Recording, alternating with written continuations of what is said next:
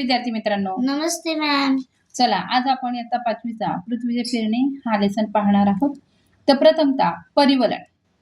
आता बोरा खेळता की नाही तुम्ही? हो की नाही? तर तो बोरा कसा गोल गोल फिरतो की नाही? आणि बोऱ्याच्या या फिरण्याला काय म्हटलं जातं? परिवलन म्हटलं जातं. काय म्हटलं? परिवलन म्हटलं जातं. बोरा हा त्या रेषेभोवती काय फिरत असतो? गोल गोल फिरत असतो. आता तो आपल्या अक्षाभोवती आणि तो आपल्या आसाभोवती फिरत असतो, बरोबर की नाही? आता पृथ्वीचे परिवलन म्हणजे काय? तर पृथ्वीचे परिवलन अभ्यासण्यासाठी आपल्याला हे दिले, पृथ्वी गोल दिलेलं आहे बघा इथे. आता त्यामध्ये पृथ्वीचे उत्तर आणि दक्षिण ध्रुव दिलेले आहेत बघा. ह्याच्यामध्ये काय दिलेले आहेत? उत्तर आणि दक्षिण ध्रुव दिलेले आहेत बघा. हे खालचा दक्षिण ध्रुव आहे, वरचा काय आहे? उत्तर ध्रुव आहे. मग उत्तर आणि दक्षिण ध्रुव यामध्ये अक्षाच्या एका टोकाला पृथ्वीचा उत्तर ध्रुव, तर दुसऱ्या टोकाला काय आहे? दक्षिण ध्रुव. काय आहे? दक्षिण ध्रुव. मग दोन ध्रुवांना जोडणारी अशी कोण आहे? तर एन आणि एस आहे. हो की नाही? एन आणि एस आहे. तर एन आणि एस आहे ती. तर एन म्हणजे काय? तर नॉर्थ आहे. आणि एस म्हणजे काय? तर साऊथ आहे. बरोबर की नाही? नॉर्थ म्हणजे उत्तर आणि साऊथ म्हणजे काय? दक्षिण. हो की नाही? तर रेषा म्हणजेच पृथ्वीचा अक्ष. आता विषुववृत्त बघा इथे दिसतोय तुम्हाला. दिसतो की नाही हा विषुववृत्त? हा विषुववृत्त जे आहे ते उत्तर आणि दक्षिण ध्रुवाच्या मध्यभागी आहे. हा उत्तर आणि हा दक्षिण ह्या ध्रुवाच्या बरोबर काय आहे? हा विषुववृत्त आहे.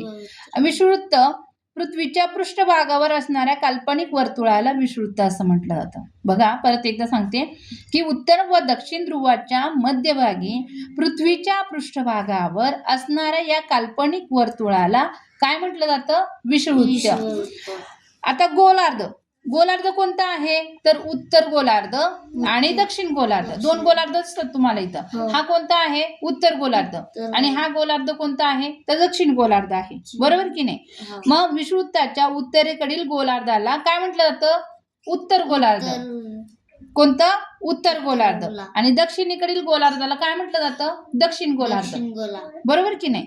आता पृथ्वीचं परिवलन. सूर्याचा जो उजेड आहे तर ह्यामध्ये सूर्याच्या उजेडामध्ये की पृथ्वीच्या ज्या भागावरती पडतो तिथे दिन असतो. तिथं काय असतो? दिन. म्हणजे इथं काय दिसतंय तुम्हाला? सूर्याचा उजेड पृथ्वीच्या ज्या भागावर पडतो त्याला काय म्हटलं जातं?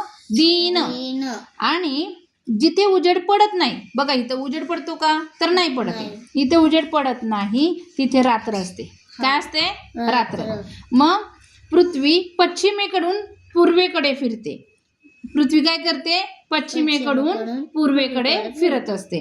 मग ही जी पृथ्वी आहे त्या परिवलनाच्या वेळी पृथ्वीवरती निरनिराळे भाग क्रमाक्रमाने उजेडात येत असतात आणि नंतर मग काय जात असतात? ते अंधारात जात असतात. ही तुम्हाला काय दिसते? पृथ्वी गोलावरील दिन व रात्र दिसते. बरोबर? इथपर्यंत समजलं? त्यानंतर इथं खाली आपल्याला पृथ्वी गोलावर दिसणारा उजेड आहे बघा. इथं प्रयोगाची मांडणी केलेली आहे आपल्याला. आता ह्याच्यामध्ये अजून काय सांगितलं गेलंय की सूर्योदय मध्यान्ह आणि सूर्यास्त. पृथ्वीच्या परिवलनाने सूर्योदय मध्यान्ह आणि सूर्यास्त होतो की नाही? तर परिवलनाच्या एक जो सूर्योदय आहे तो पुढचा सूर्योदय या कालावधीत काय म्हटलं जातं? दिवस म्हटलं जातं. काय म्हटलं जातं याला? दिवस असं म्हटलं जातं. मग दिवसाच्या कालमापनासाठी किती तास असतात? 24 तास. 24 समान भाग केलेले असतात. यातला एक भाग म्हणजे 1 तास होय. यातला एक भाग म्हणजे काय? 1 तास होय.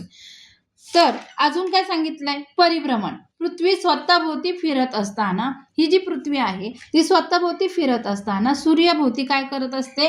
परिभ्रमण करत असते. काय करत असते? परिभ्रमण करत असते. आणि पृथ्वीच्या सूर्याभोवतीच्या एका परिभ्रमणाला जो कालावधी लागतो त्याला काय म्हटलं जातं? 1 वर्ष म्हटलं जातं. 1 वर्षामध्ये किती असतात? जवळजवळ 365 दिवस असतात. किती असतात ते? 365 दिवस. इथपर्यंत समजलं तुम्हाला? ओके. नक्की समजलं?